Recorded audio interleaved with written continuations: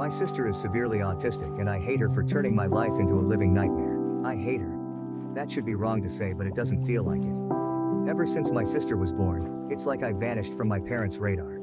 I was 6, excited to be a big sister, but that excitement faded fast. The shift was gradual but undeniable. Suddenly, I was moving into the basement because she needed to be closer to mom and dad. That hurt. The basement was creepy and cold, and I missed the warmth of being near them.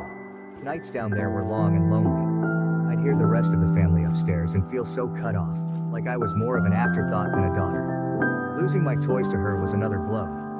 She didn't mean to break them, but it happened all the time. I remember trying to explain to my parents how it made me feel, hoping for a bit of sympathy, maybe even justice. But all I got was, "She's younger, she doesn't understand. You're the big sister, you should be more understanding." It felt so unfair. Those toys were my escape, and seeing them broken, without anyone caring enough to address it, just piled on the feeling of being invisible. The MacBook incident was the last straw. School had given it to me because I'd been doing really well, and then one day, it was just destroyed. My school was mad at me for being careless, and my parents. They just added to the blame. No one stopped to consider it wasn't actually my fault. I was furious and hurt, but mostly, I felt alone in dealing with the mess. It wasn't just about a laptop, it was about feeling like nobody had my back. Honestly, trying to balance being a sister and having a life is rough. I love my sister, sure, but it's like my parents forget I'm still a kid too. Every time she needs something, I have to drop everything. Doesn't matter if I'm studying, hanging out, or even trying to catch a break. It's like I'm on call 24/7 without even signing up for it. I couldn't remember the last time I hung out with friends without constantly checking my phone, worried I'd miss a call from home needing me to rush back. My life felt like it was on a perpetual pause, always waiting for the next crisis or the next demand for help. The day I decided to go watch the new Spider-Man movie was a big deal for me. It had been ages since I'd made plans that felt purely for my own enjoyment. My friend Jake had been talking about it for weeks, and his excitement was contagious. I needed that break, a couple of hours where I could just be a teenager, not a caretaker. So, I made a decision. I figured, just this once, I'd turn my phone off to enjoy the movie. Not worry about anything else. Just 2 hours, you know? Walking out of the theater, turning my phone back on, I felt like I was hit by a truck. Missed calls and texts everywhere. I called home immediately, the joy from the movie evaporating with each ring. When my mom picked up, her anger cut through me. "Where have you been? We needed you an hour ago." I could barely get a word in. I rushed home, feeling guilty but also kind of angry. When I got there, it was like walking into a storm. My parents were furious, their disappointment a tangible force in the room. "We rely on you, and you just decide to disappear? To watch a movie?" My dad's voice was sharp, his words punctuated by my sister's background noises, like going to a movie was some kind of crime. I tried explaining I just wanted a break, that I just wanted a couple of hours to myself, but it fell on deaf ears. It didn't matter. "Your responsibilities here are more important than some movie," my mom added, her words final. They grounded me, said I was being irresponsible. All over a movie. Sitting in my room after Ward, it hit me. This wasn't about the movie, it was about feeling stuck. Yeah, I get it, my sister needs me. But sometimes, I just want to do something normal, without feeling guilty or getting into trouble for it. Being 18 and feeling like you're not allowed to have your own life is tough. It was about feeling trapped in a role I never chose, about longing for a piece of normalcy in a life that felt anything but normal. I loved my sister deeply, but in that moment, I couldn't help but feel robbed of the simple teenage experiences, of friendships and carefree moments. Living in my house feels like I'm trapped in a loop where everything revolves around my sister and her needs.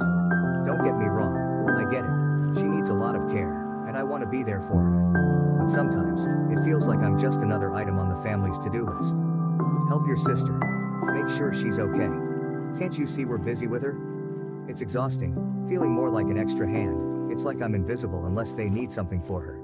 This feeling of being a slave in my own home, it's suffocating. I carry this weight around, a burden that's made me question my own worth. Around the house than an actual member of the family. Then there was this one week that felt like it could be different. I had been chosen to give a speech at a school event. Something about that recognition, it lit a spark in me. I worked hard on that speech, pouring my thoughts and feelings into every word. When my parents said they'd be there to watch me, for the first time in a long time, I felt valued. Finally, something about me. I worked on my speech every night, imagining looking into the crowd and seeing my parents there, maybe even catching them smiling proudly. The The excitement was like a beacon, a rare light in the usual dimness of my daily life. Like, maybe this time things would be different. But they weren't. They missed it because of something with my sister. Once again, they blamed it on my sister. Standing there, about to start my speech, and not seeing them crushed me. I pushed through, voice shaky and hands trembling. I cried, not just for the speech, but for all the times I felt sidelined. Yeah, I made it through, and people clapped, but it felt empty. The whole walk home, I couldn't stop the tears. It's not like I wanted to make a big deal about them missing the speech, but it just hit hard. It felt like a reminder that no matter what happens with me, it'll always be secondary. And walking home, all I could think was how this pattern seems like it's never going to end. Talking about colleges with my dad was something I'd been looking forward to. It started off pretty normal. I was actually excited, you know? For once, it felt like we were focusing on my future, on something that was about me. I was getting into the idea, thinking maybe college was my chance to get out and do my own thing, away from all the chaos at home. We were looking at some brochures, talking majors and campuses. It was the closest to dreaming I'd gotten in a long time. Then my dad made that joke. Something about picking a high-paying major so I'd be set to take care of my sister when they're gone. He laughed, thinking it was just a lighthearted comment, I guess. But it hit me hard. All my bottled-up feelings just exploded. I lost it. I couldn't hold it in anymore. I started crying, then yelling, telling him how unfair it was that my entire life was expected to revolve around being my sister's caretaker. It was all coming out, every bit of resentment, every moment of feeling overlooked and undervalued, trying to make him see how much I've had to give up, how everything always circles back to what my sister needs. But they didn't get it. My parents just stood there, staring at me like I was speaking another language, watching me lose it. No comfort, no apologies, nothing. Their faces were so cold, so detached. It was like they couldn't understand why I was so upset over a joke. That's when I realized they weren't going to hear me out. I ran to my room, slammed the door, and I've been here ever since. And here's the thing. I've been in there for hours, and they haven't even bothered to check on me. Not a knock, not a word, nothing. It's like my outburst didn't matter to them. It's so lonely sitting here, knowing that even this, me being this upset, isn't enough to get them to see how much I'm hurting. It's like I'm trapped in this role they've set for me, and my feelings about it don't matter at all. Am I wrong for wanting more than this? For wanting to be seen as more than just a future caretaker for my sister? It just feels like no matter what I do, it's like my life doesn't matter. I am nothing to them. Nothing more than just an insurance for my sister after they are gone. After hours turned into a day, and then another, with no word from my parents, something in me clicked. I couldn't shake off the feeling that something had to change. It wasn't just about getting away for a bit. It was about needing some space to figure out my own stuff without always being pulled back into the same old situation. I thought of the one person who'd always seemed to get it. Grandpa. Without making a big plan, I just packed some essentials into a backpack one night and left. I texted him I was coming over, half expecting him to talk me out of it or to call my parents. But he didn't. He just texted back, "Doors open." Staying with Grandpa has been eye-opening. It's not like every moment has been some deep heart-to-heart, but it's just calm here. He lets me be. We've talked about college, about what I might want to do, and it's the first time in a while I've been able to think about my future without feeling guilty or stressed. He's been supportive, encouraging me to think about what I want, not what I feel obligated to do. It's weird, but in just a week here, I've felt more like myself than I have in years. We've had meals together, watched some old movies, and he's shared stories about when he was my age. It's been nice, simple, and kind of freeing. I've even started researching colleges again, this time looking at programs I'm actually interested in, not just ones that might make enough money to take care of my sister in the future. Being with Grandpa has given me a glimpse of what that might look like, and it's something I want to hold on to. Wow, thank you for all the support and love that you guys have given me. I never expected this post to reach the popularity it did. Thank you all. After thinking about it for these past few hours, you are right that I don't despise my sister. It's not her fault that she was born the way she is. My parents came to talk to me a while after my breakdown, but I was unable to bring myself to talk to them and only cried and asked them to leave. They have made arrangements with my grandfather for me to stay with him for the time being. My parents want to talk to me, but we have decided it's best I leave for now to have some space and time to collect myself. We will be sitting down and talking later this week about this issue. Thank you all again for the love and support through this. I started by telling my grandpa the story of why I broke down the way I did, and to be honest, when I finally spilled everything to Grandpa, His reaction was way more intense than I expected. I mean, I knew he'd be surprised, but he looked downright shocked, horrified. I told him all about how things have been at home, how I've basically been my sister's full-time caregiver on top of everything else, and how it all came crashing down that day with my dad's joke about college and taking care of her forever. Grandpa was seriously upset, especially when he found out that my sister was supposed to have professional help that she wasn't getting. He said a lot of stuff.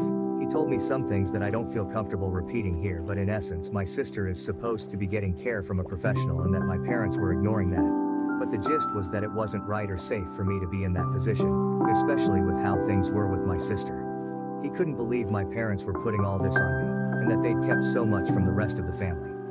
He was also really mad about the whole movie incident, saying it was the last straw that showed how unfairly I was being treated. Grandpa's pretty chill most of the time, so seeing him this mad was kind of a big deal. He told me straight up not to talk to my parents unless he was there, which was a relief, honestly. He said he'd talk to them first, sort everything out, and be there with me for any conversations in the future. But it wasn't just Grandpa. Over the next few days, I heard from aunts, uncles, cousins, you name it. They were all checking in, making sure I was okay, and they were all just as shocked as Grandpa was. Turns out, my parents had been telling everyone they had a professional caregiver for my sister, and even taking money from the family to pay for it. Except, that caregiver never existed. Everyone was pretty upset about being lied to, especially about something so serious. This past week? Man, it's been a roller coaster. Tough, yeah, but also kinda eye-opening in a good way. The whole drama with my parents and finding out all that stuff I had no idea about was a lot to handle. But then, there's been this unexpected silver lining. My extended family stepping up in ways I didn't even know I needed. Grandpa's been at the center of it all, trying to make up for what he keeps calling lost time. He's been really pushing me to just be a teenager again. It's weird but nice. Getting nudged to hang out with my friends more, or just chill and do whatever I feel like. Stuff I haven't really done in, well, forever. It's like he's on this mission to help me reclaim parts of my life I didn't even realize I was missing out on. And it's not just him. My aunts and uncles have been amazing too. They've been around a lot this week, checking in, bringing over food, just talking and actually listening. It's like they're making this massive effort to show they care, to make sure I don't feel alone in this whole mess. It's pretty overwhelming, but in the best way possible. For the first time in what feels like ages, I'm not just the sister, or the caretaker. I'm just me, and that feels really good. The talk with my parents on Saturday night. Disaster doesn't even cover it. I went in hoping maybe, just maybe, we could start fixing things. Instead, it fell apart even more. They actually admitted to a bunch of stuff. Stuff so messed up I can't even bring myself to type it out here. But the kicker? Not a single sorry came out of their mouths. Instead, they doubled down, saying I was pretty much born to be my sister's caretaker. Yeah, my dad actually said that. Like my whole purpose was just about taking care of her. I couldn't keep it together. All the stuff I'd found out, all the support I'd been getting from the rest of the family, it all just bubbled up. I called them out on everything. The lies about the caretaker, the money they were supposedly spending on it but actually weren't, all of it. But they just dodged and made excuses. By the end of the talk, things were even worse than before. It felt like hitting a brick wall, trying to get through to them. I'd gone into that conversation with a sliver of hope that we could mend things, but I walked out feeling like that chance was completely torched. So, after that disaster talk with my parents, I made up my mind. I'm done. Had a long chat with Grandpa and my uncle last night, and we all agreed it's best if I don't go back. Today's the day I'm officially moving out to live with Grandpa. It feels weird, you know, making this huge change, but it also feels right. Like, I finally have some control over my life again. I've also decided I'm leaving the state for college once I'm done with high school. Just the thought of starting fresh somewhere new is kind of thrilling. My aunt, she's been incredible through all this.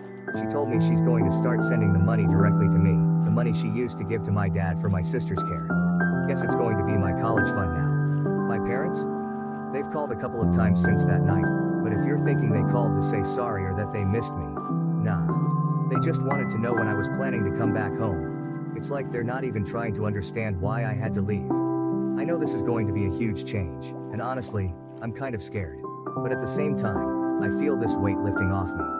I'm finally making decisions for myself, and there's something really freeing about that. Today's just the start of something new, I guess. Deciding not to go back to my parents was tough, not gonna lie. There's this uneasy feeling sitting in my stomach, but deep down, I think it'll fade with time. The support I've been getting from the rest of my family has been unreal. It's weird. Even though I've made this big decision, feeling all their love and support makes the whole situation a bit easier to handle. But yeah, the harsh truth? I've pretty much lost my parents through all this. That realization hits hard.